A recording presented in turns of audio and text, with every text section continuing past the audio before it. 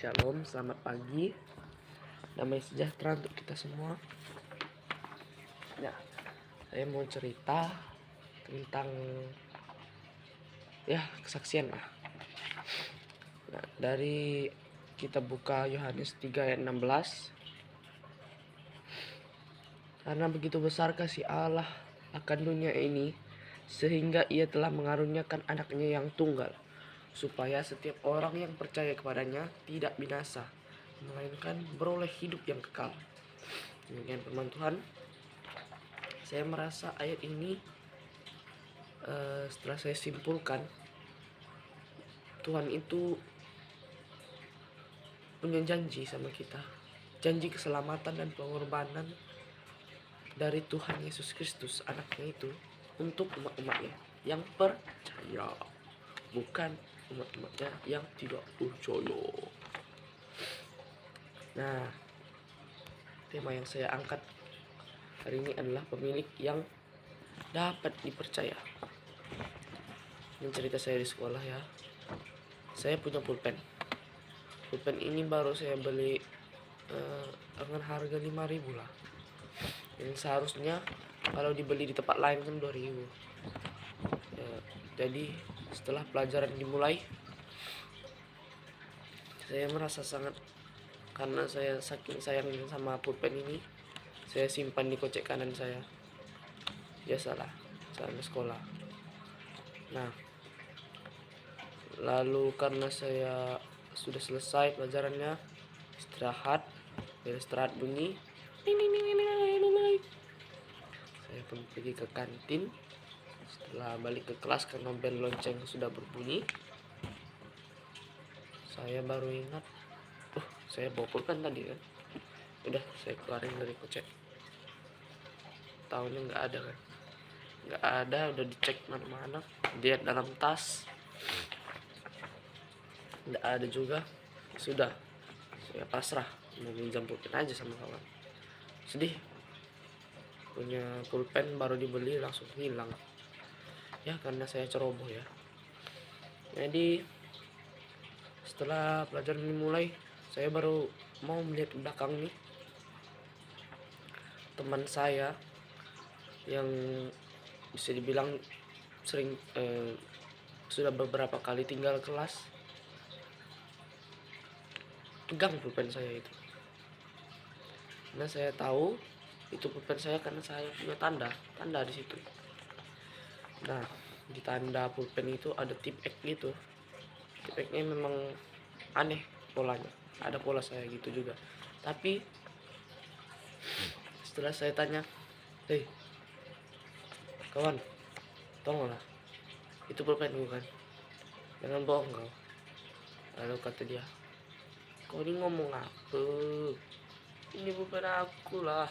Aku baru beli ini tadi pagi." Lalu kata saya kan, itu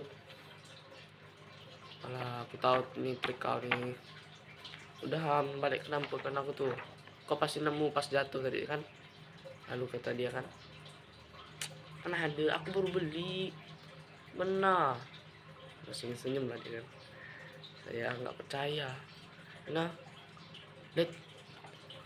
saya lihat di pulpennya itu ada tip X juga. Tip X-nya ya pola saya itu. Lalu pola saya tunjukkan, ini loh ada pola saya. Nah, setelah saya tunjukkan pola di pulpen itu, dia juga bilang, "Loh, saya juga punya pola kayak gini. Kamu kali ngikutin saya." Lalu kata saya kan, saya bilang sama dia, "Iya memang mirip, tapi nggak mirip. Coba lihat nih, lihat isinya nih. Nah, masih penuh kan. Punyamu tuh kau udah pakai lama itu, saya tahu. Temanmu yang bilang."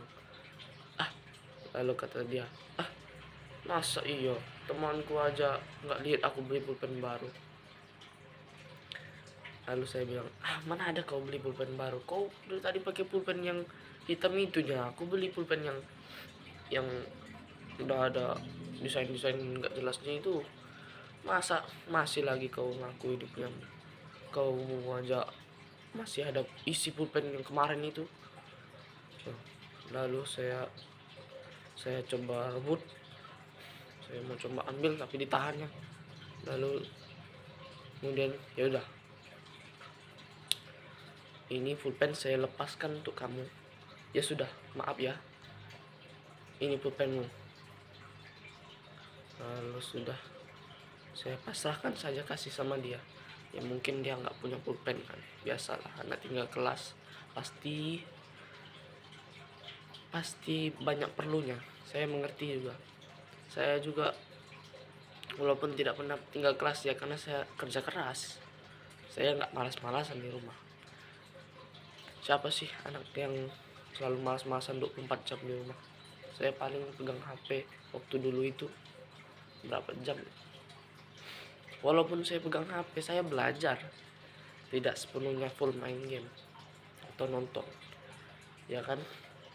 Sudah saya pulang dari situ kan, saya masih mikir, aduh, itu pulpen penting banget lagi. Disuruh guru IPS. Nah, kalau gak ada pulpen ya kena hukum. Lalu ya sudahlah, saya pinjam aja sama teman kelas sebelum masuk kelas ya kan. Lalu sudah masuk kelas, besoknya ya kan, masuk kelas, dan betapa kagetnya saya melihat pulpen saya itu. Oh, terawat bersih, hilang tuh tulisan-tulisan itu, pola-polanya tuh bersih, dibikin sama dia. Wah, saya jadi makin iri. Ih, kok orang ini baik kali dirawatnya HP pula pulpen itu. Lalu saya bilang, dalam hati saya, main juga itu, kok bisa ya? Padahal harusnya kalau sama dia itu harus rusak, hancur. Memang kata orang tuh kayak gitu. Lalu saya yaudah kasih ke dia aja, memang mungkin dia memang perlu ya kan. Ya sudah, saya pasrahkan, saya pinjam pulpen di teman sekelas saya. Lalu sudah selesai, besoknya kan saya kembali lagi ke sekolah. Saya lihat pulpen itu, gila, pecah. Ini pulpen yang kayak gini nih, patah sebelah dua, nggak rapi. Lalu isinya itu terbengkas, padahal masih penuh isinya tuh. Tadi apa-apakan ya, habis bekas digigit-gigit. Ada bekas itunya, tutupnya patah, cantornya itu apanya rusak, habis lah semuanya. Lalu dibuang begitu saja di depan jendela. Lalu saya bilang sama dia, wih, kau ini pulpen itu baru gak kau pakai, masa langsung rusak teh? Lalu kata dia kan, suka aku lah, ini pulpen aku, kok ngapus ini, sana kau. Aku yang beli pulpen ini kok, sok-sokan lagi, udah salah tadi. Lalu kata dia, kak itu kan, kata adik saya, ya udah, saya cuma ngomong aja tadi. Saya di situ mengerti bagaimana berharganya diri kita di hadapan Tuhan. Saya itu bisa dibilang kayak remaja-remaja biasanya ya, banyak bikin dosa. Contohnya marah-marah, lalu berbohong, lalu malas-malasan, main game, nggak sampai lupa waktu lah. Nah itu dia dosanya. Saya sering mengabaikan omongan orang tua saya. Saya jadi pelupa. Namun setelah saya melihat kejadian yang baru saja saya lihat hari itu, saya mengerti kenapa saya harus dekat terus sama Tuhan, supaya saya bisa dijaga sama Tuhan. Saya itu kayak pulpen yang baru dibeli, harusnya bisa dibeli dengan harga murah ya kan. Sebenarnya kita ini nggak ada harganya, cuman bisa kita tuh dibeli sama Tuhan. Yang padahal ya udah bisa dibuang aja, kita bisa ambil pulpen lain ya kan, kita bisa ambil orang lain aja ada yang lebih bagus pulpennya. Tapi Tuhan itu sayang sama kita, walaupun harga kita nggak seberapa, tapi karena dosa kita dia turunkan anaknya itu ke dalam dunia, ke atas dunia, untuk menebus dosa-dosanya, mengorbankannya dirinya sendiri, disalibkan malah. Saya di situ, wow, saya mulai mengerti bagaimana cara Tuhan bernegosiasi dengan maut, bernegosiasi dengan iblis. Mana bisa iblis itu menghancurkan kita kalau Tuhan itu sudah sama kita. Kalau pulpen ini sudah sama saya, nggak mungkin orang itu bakal bisa ambil. Ya karena saya pegang, ya kan? Nah, kalau misalnya si iblis ini mencoba untuk menyakiti saya, walaupun sudah dipegang ini, saya pasti lawan, ya kan? Nah, tapi beda sama Tuhan.